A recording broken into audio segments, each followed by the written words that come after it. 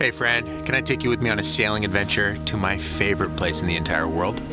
Even if your answer is no, I'm still gonna take you with me. Let's go.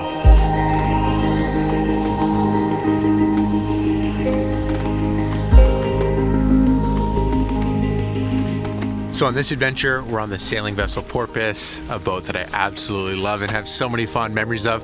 And I wanted to share with you five mistakes that I made with video, specifically things to do with storytelling. If I had just learned and digested these earlier, they're so simple, yet they're so impactful for how I think about the things that I make and how I want them to impact the people who watch them, and just making stories that make people actually feel things. Sometimes I just massively overcomplicate this, and so here's 5 mistakes I made that I wish I had just learned these lessons earlier.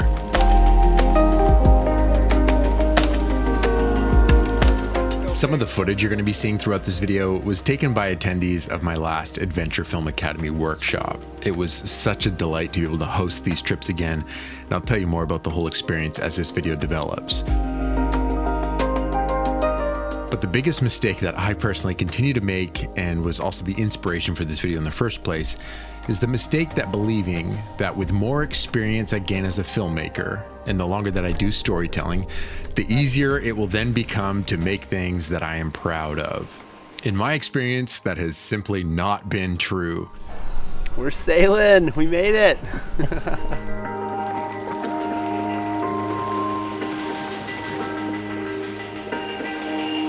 The truth almost seems to be the exact opposite, in fact. As I gain more experience and learn more about my craft, my standards of what I think is good increases, and thus the difficulty to make things I like also increases. You may have experienced something like this before. When you finish making something that you really like, it can be harder to make something again afterwards because you don't want the things you make afterwards to be worse than what you've already been able to make. The problem with this then is that this can often lead to playing it safe or wanting a certain amount of certainty that something's going to work before you even attempt to start it. And usually what leads to good things is a mixture of experimentation, a willingness to fail, and a ridiculous amount of tenacity to actually see the project all the way through. So this mistake that I seem to regularly make, it works as kind of an opt-out for me. It gives me all these reasons not to attempt doing new things or to even see through projects that I maybe think might be interesting. I have this standard in my head that I want to reach, and I know how much work it is, and I think, oh man, this should be easier.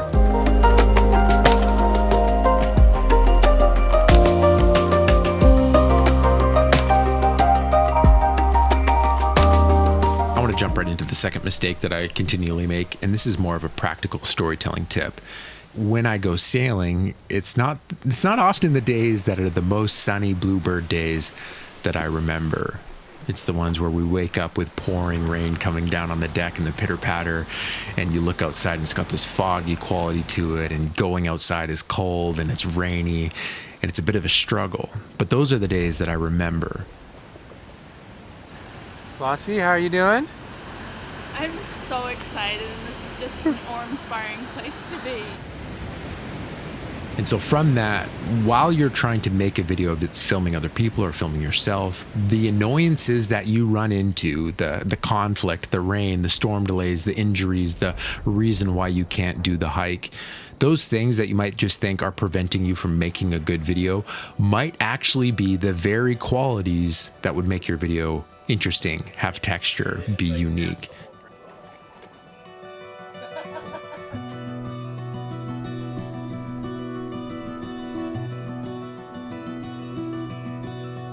Let's jump into mistake number 3, and that is just because I spent time on something does not mean I deserve other people's time to watch it.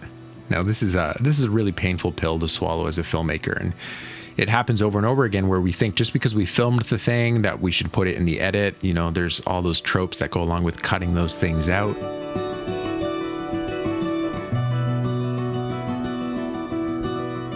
But something that really stuck out to me in the same vein by an author, Neil Gaiman, was you don't get paid by the minute as a writer, you pay by the minute. And I think this is often so true with video. We get so caught up with the technicality, which is exciting with the bokeh, with the slow motion, with the drone shots. But what we forget is that just because we spent time on making it does not mean that it's worth someone's attention to actually watch it.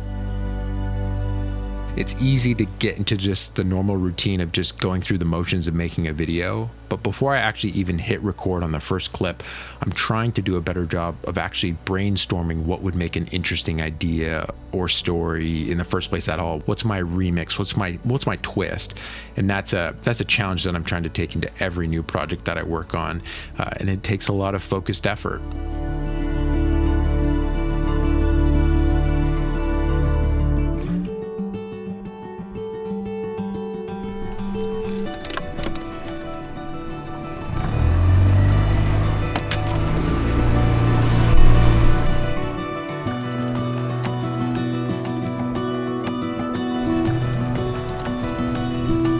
To me, the character of this boat is just so fantastic. The teak wood that's just carefully crafted to make a wonderful sailing vessel. It's just got so much texture to it that I just miss in some of the modern boats, and getting to spend time on the Porpoise is just such a gift every single time.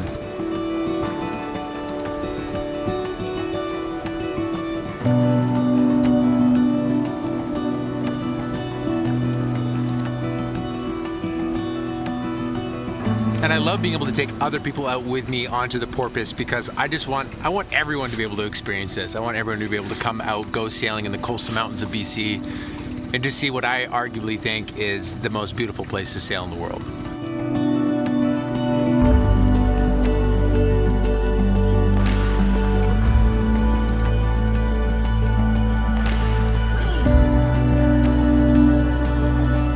One thing that I've definitely learned over the years, and I've been pleasantly surprised by over and over again, is that getting in the same space as other creators is always a worthwhile use of my time, if that's online or in person. And selfishly, I really love running these adventure film workshops where I get people together and we go sailing and we just do all things filmmaking, because for me, it's so creatively invigorating. It just reminds me of who I am and what I love to do, and to be around other people that are also passionate about it and learning. And if that kind of trip sounds interesting to you, I always mess up with not making enough noise when I announce them, and they always sell out, and I feel bad that other people don't know that it's an opportunity. So if you're curious about these sailing trips that we do, make sure that you head over to adventurefilmacademy.com and just join the course waiting list. So that way you can actually know when I launch them.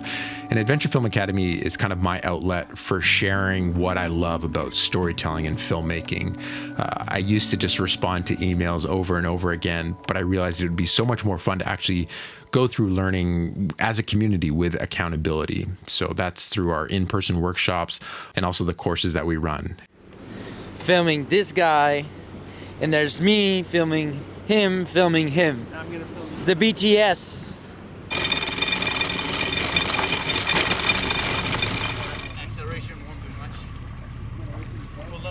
So I've currently got a lot of snacks in my duffel bag here, and I'm really excited to show you where we are. This is one of my personal favorite stops on the trip. So where we are right now is this incredibly secluded cove. That is the cabin site for Captain John's family cabin out here in the bush, an entirely off-grid, incredibly beautiful cabin. And they've got this just stunning cove here, just tucked away, a little piece of protected island. What do you think of the cabin site? It's paradise. This is like the most amazing little slice of heaven ever. It's great. It's got the cabin here. There's Captain sauna. John. They have their own private bay. There's trails up into the hills. It's like absolute paradise. This is the dream.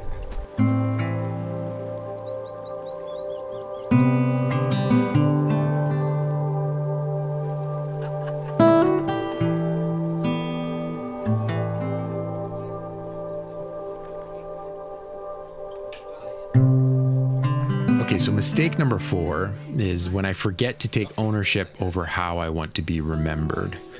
So maybe like you, I've got so many interests, and I tend to want to just share them at all times in all these different ways, totally ADHD squirrel brained in the videos that I make. And I'll want to share all these ideas in one single video. I might even be doing that in this video here. The problem with that is that I'm just information overloading the viewer at home, and I'm actually making it more difficult for them to connect with what it is that I'm doing. And so this can be challenging because we want to be authentic and vulnerable on social media, and we don't want to make some fake version of ourselves. But it can be helpful to just remember that sometimes literally less is more in this instance, where if you focus down on some of the unique aspects of where you live, what you're interested in, what aspects of your personality people might find most interesting, if you kind of craft and remember to actually say those out loud to the viewer, you are increasing the chance that they'll actually remember you for those things. So every time that I talk about adventure filmmaking, and that being something that I'm personally passionate about, narrowing myself down to that specific thing is actually giving myself a shot at being remembered at all. If I just want it to be super vague and action sports and wedding filmmaking and event filmmaking, if I just completely stacked all these different things, it's making it much more difficult to be remembered at all.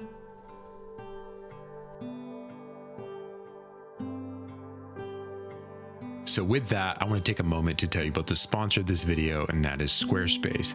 Something that I'm really grateful that I did early on in my career was starting a website, and that was helpful in two specific ways. The first was that it allowed me to actually send people to a place to see the videos that I cared about.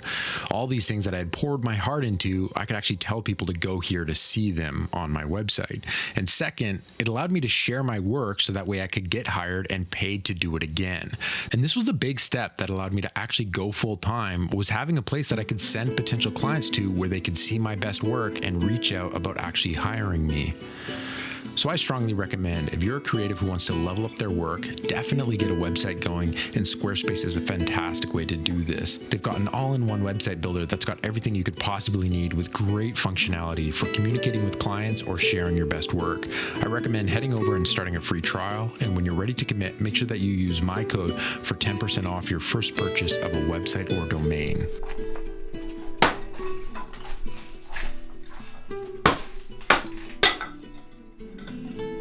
Getting the sauna going for us? Yes, sir. Gotta warm the boys up. I mean, I've taken a few crews out with you now. How are these ones doing? Oh, these are just, they get better every time, I think. So these stones get really hot. We got a bucket of water, splash it on, create steam, and lots of enjoyment. So this up behind me here, Captain John's family cabin. Built it across 10 summers. Just coming up here, scavenging in the forest for wood, putting it all together. It's totally awesome. This here is the main cabin. Cozy vibes, lots of cedar scent, just permeating through the space.